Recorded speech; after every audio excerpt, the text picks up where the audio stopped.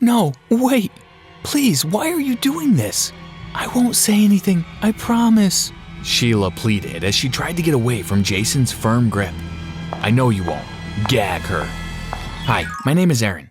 I'll stop here for a moment and give you the opportunity to like and subscribe to our channel. And do hit that notification bell. Trust me, you won't be disappointed if you follow these steps. Every year, my class goes on a field trip. Last year, we visited Jamaica. The year before that, we visited Tobago. And this year, we decided on hiking and camping at Maracus Waterfalls. I'm not really too fond of nature, but spending 7 days with Darla, my crush since I was 7 years old, was definitely worth it. Upon arriving at the campsite late Friday evening, we constructed our tents and sat around a campfire making s'mores. Mr. Haynes and Ms Taylor, our chaperones, were briefing us about the rules of what they expected from us on this trip. I looked over at Darla, who was sitting with her friends Brooke and Charlotte, and their boyfriends Stephen and Jason. You know you'll never have a chance with her, right?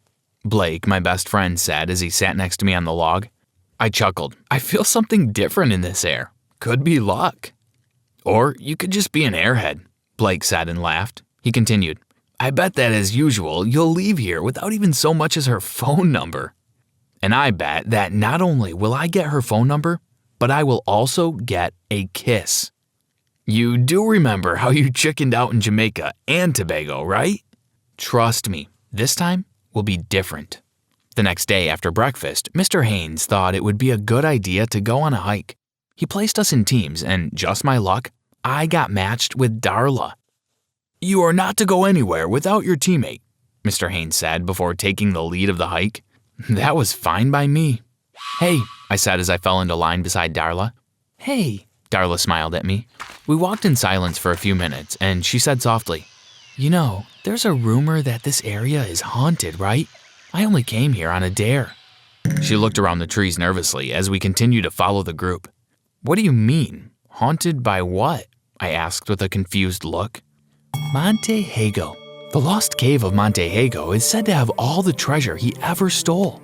His spirit protects his treasure, Darla said as she placed her hand on mine to slow us down from the group. She didn't move her hand from mine, and I didn't mind. Just then, something dropped in front of us from a tree, and Darla screamed, let go of my hand, and fell backwards. It was a snake. The snake seemed more startled than we were and slithered away. Are you okay, Darla? Ms. Taylor asked. I helped Darla to her feet, and she winced. I think she hurt her ankle, I said to Ms. Taylor. Blake came running towards us. Hey, are you guys okay? She injured her ankle. She needs to get back to camp, Ms. Taylor said. We'll be happy to walk back with them, right, Sheila? Blake looked at his teammate, and she nodded in agreement. Okay, we will be back shortly. I'm going ahead to find Mr. Haynes so we can turn the group around. The four of us nodded. Darla wrapped her arm around my waist, and I draped my arm over her shoulder to help support her. Blake smiled at me slyly and gave me a thumbs up sign without Darla and Sheila noticing. My entire face turned red. I know a shortcut back to camp, Darla said after a few minutes. I think we should stick to the route we came from, Blake said. I think a shortcut may be a better idea so we can get back to camp before her ankle is fully swollen, I said looking at Blake. Let's put it to a vote. What are we, like 6? I think it's a good idea, Darla said and smiled at me. Blake cleared his throat and said, all in favor to take the shortcut, show by a raise of hands. Sheila, Darla, and I raised our hands. Blake did not look pleased. I don't think this is a good idea, Blake said and turned to Darla, but lead the way. After walking a few minutes, Blake said, why does it feel as though you're leading us away from the campsite instead of towards it? I know this route like the back of my hand. Trust me, it's shorter this way. Darla batted her eyes at him. All we have to do is climb that hill and the campsite is on the other side. We stopped at the bottom of the hill and looked at each other. Are you sure this is a good idea? I asked Darla, with your ankle and all. I'm a big girl, I'll manage, Darla said as she planted a kiss on my cheek. Blake rolled his eyes and looked at me in disbelief. Let's take a water break, Blake said. I helped Darla sit on a rock and Sheila sat next to her. Blake pulled me a little away from the girls. This is a bad idea. Do you really think over the hill is the campsite? Blake hissed softly.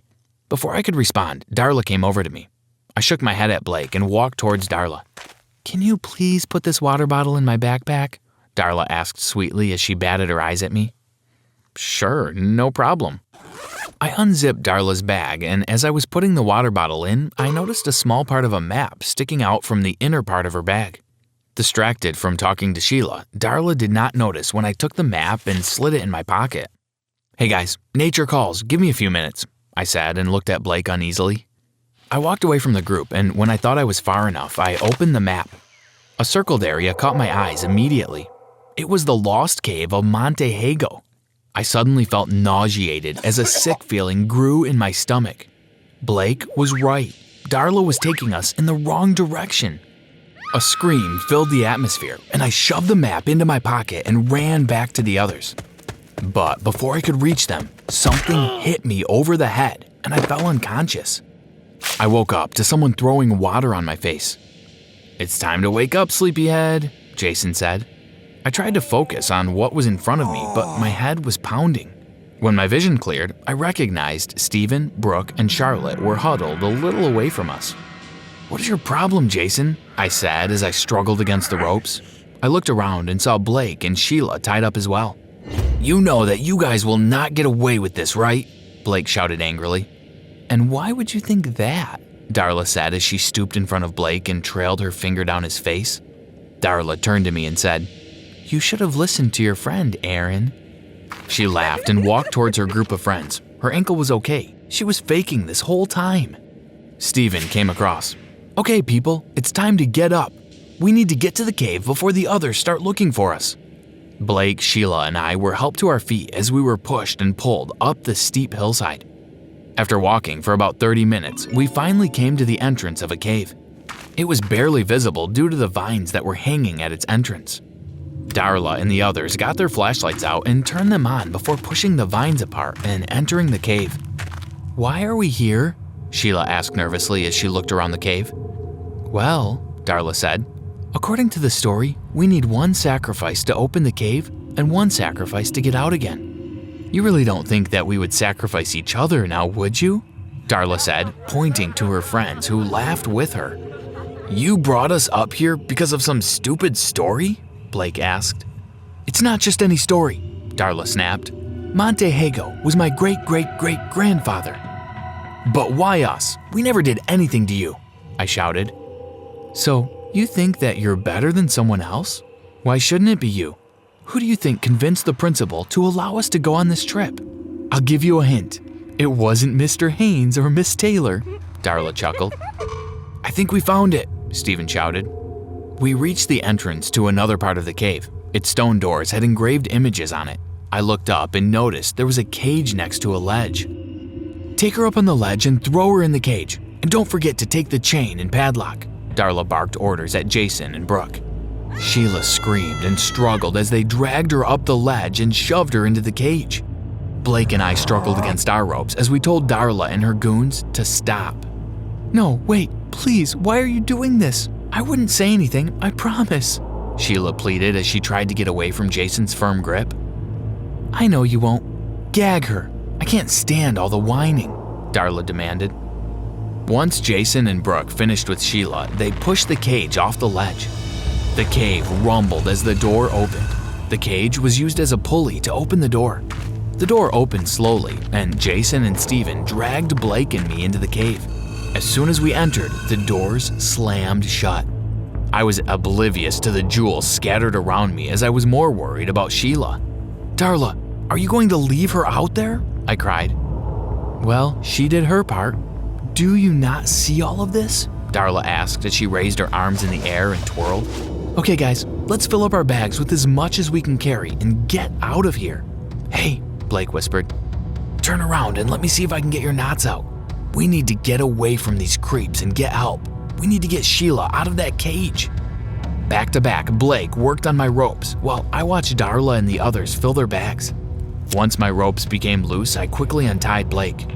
We moved slowly behind some large vases that were on the far side of the cave. We need to find a way out of here, I whispered to Blake. My heart was pounding and my legs felt like jello. How are we going to get out? I noticed a shadow fall over us and I looked up swiftly. Did you see that? See what? I saw a shadow over us. What if we're being followed? And how did they get in, Aaron? Look, there's a small passageway over there. Let's focus on getting out of here instead of shadows, okay? I nodded and followed Blake slowly through the maze of jewels and gold coins that lined our path. We slipped through the passageway unnoticed. When we reached the other side, we both breathed a sigh of relief. We have to keep going. We need to get help, I said. Blake nodded in agreement. Blake and I didn't have any flashlight because our bags were left at the foot of the hills. Luckily, they didn't remember to take our phones, so we used Blake's phone first to shed light in the tunnel. When we got to the end of the tunnel, we came to a large stone door, like the one at the entrance. It had the same ledge and the cage at the top. Damn it, Blake said. How are we going to get out? How about if I go into the cage and as soon as the door opens, we both make a run for it? I think that's a very bad idea. That would be a very bad idea indeed, Darla said. Startled, Blake and I spun around. Then, something happened that blew my mind. Darla walked up to Blake and kissed him. I expected him to push her out of the way, or at least pretend not to like it, but Blake went all in. When they finally pulled apart, Darla laughed at my expression. Oh, you didn't know that Blakey over here was with us? Blake is the one that helped us find the cave and figured out how it worked. That's right, Aaron. All you were to him was bait. Darla laughed menacingly. I'm sorry, Aaron, but it's been a rough year for my mom, and the bank wants to take the house. I'm sorry, man. I couldn't let that happen. Blake apologized. Are you serious right now, Blake? I said angrily as I rushed towards Blake and punched him in the face. Blake and I tossed on the ground for a bit. Okay, that's enough. It's time to get this over and done with. Grab him, Darla shouted. Blake looked at me with a smirk on his face, but that was short-lived as fear immediately washed over his face. Darla, this is not part of the plan, Blake said as he struggled against Steven and Jason, who tied him up and dragged him to the ledge. Plans change, Darla said as Jason gagged Blake and shoved him into the cave. You see, we can't have anyone squealing on us about Sheila, so we prefer to tie up any loose ends that we have. Darla smiled. I'm sorry it had to be this way, Aaron, but a girl has to think about her future, Darla said as Steven tied me up with a lock and chain this time and gagged me. Have fun, boys, Darla said as she signaled Jason to push the cage off the ledge. The door slammed shut and we were left in darkness. I knew that it wouldn't be long before the air in the cave ran out. I sat, defeated, and waited. What did you think of that story? Want to know what happens next? Get this video to 15,000 likes and we'll post part 2.